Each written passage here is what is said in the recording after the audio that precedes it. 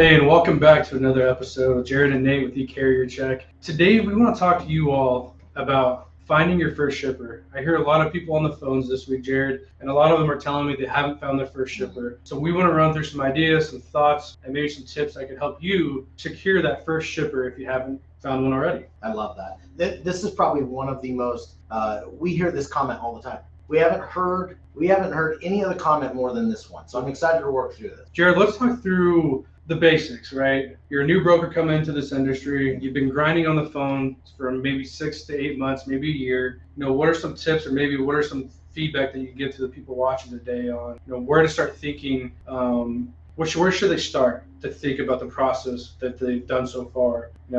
Things aren't working, right? What are some things that they need to be reflecting on to help them get on track and maybe secure that first shipper? Yeah, and I'll keep this fairly brief here, but I think a couple things that are really important is that you've got to continue to become the expert, right? And so immersing yourself into this industry, into different chats, into different pages, into different newsletters, there's number one, right? Number two is I think you have to take a strong look at your pipeline. Nobody wants to get on the scale every day and admit where they're actually at, but a true leader, a true sales professional is going to identify where they're at in reality. Are things working the way they need to, right? And so looking at your pipeline and going, okay, how much action is this pipeline? Is it a real pipeline, or is it just surface level? Have they just called a bunch of people once or twice, or have they actually started to dive down in and really try to be a value driven salesperson to those people? Right. So pipeline management, I think that's huge. Huge. Glad you threw that out there. Another thing that I kind of thought too about is your prior relationships. If you've been in this industry before, think about the relationships and the people that you met before coming on to this new journey of yours. So talk to me about maybe touching base with prior relationships and what that looks like. Yeah, everything, it doesn't matter what industry you're in or what industry you came from, or if you're coming back into this thing, everything is relationship driven. Get on a relationship platform and start to be more active. And what I mean by that is get on LinkedIn, make a profile, complete the profile, make your profile look legitimate, and start to go. You know what I mean? And what I mean by take advantage of your past history or your past, experiences, man, I tell you what, everybody has freight. I have a buddy that used to be an architect in steel, and he used to do, this is the funniest thing, he used to actually do steel like chairs and things like that for all these picnic tables. Guess what? They got freight. So he goes back, he starts talking picnic tables to people, and all of a sudden he's having a kind of an interesting relationship with people. So take advantage of your past experience, and the experience you're looking for, that's that immersion site we already talked about. But take advantage of that past experience, those past relationships. Everybody knows somebody, and you're only a couple connections away from possibly your first shipper. I agree, Jared. Now let's talk through shaking things up, right? You're sending emails, you're making phone calls, you feel like you're not getting anywhere. It's almost like you're taking 5 steps forward, 10 steps back, you name it. But talk to me how we can shake things up. Yeah, I think two things that I would do. Obviously, there's a couple different ways to outreach. There's picking up the phone, which I love. This is what I recommend. There's also sending emails and connection on LinkedIn and things like that, right? Start to record yourself on phone calls. No different than an athlete would do.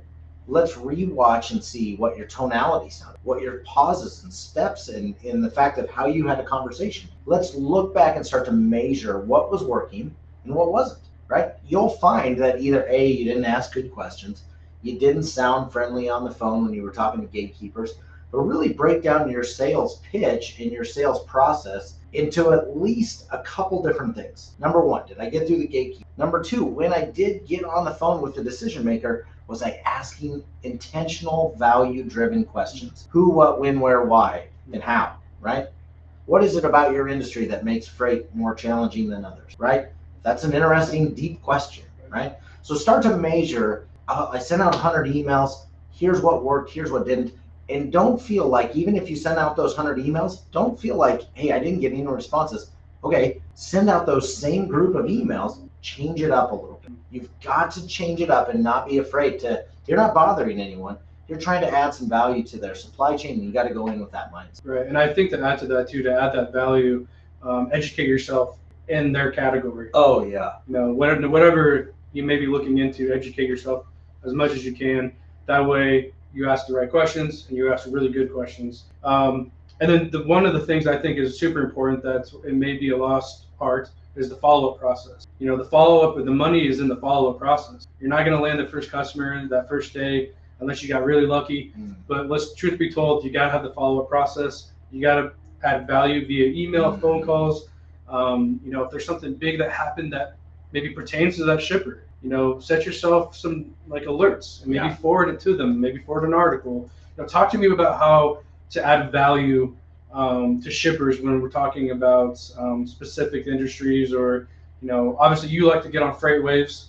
So maybe get on freight waves, send some articles, but I think in that follow-up process, talk to me more about what that looks like and how often you should follow up. What should I be sending? Things like that. Yeah, we're talking about today, how do I get my first shipper? And this is where a lot of people miss. In my personal opinion, of all the things you could be doing in sales, follow-up is probably, we're the worst at it. And the reason why is we're all built the same. We all have kind of this ADD sort of and we're just going all over the place. And this is why it's super important to get a CRM or to use something like eCarrierCheck, where we have a task management function so that you don't have to remember it. You have to just set it and forget it. But what you put into it is just as important as setting that reminder, right? If you set that task and you don't remember why you needed to call Bob or what Bob did or what Bob's role was, so there's that.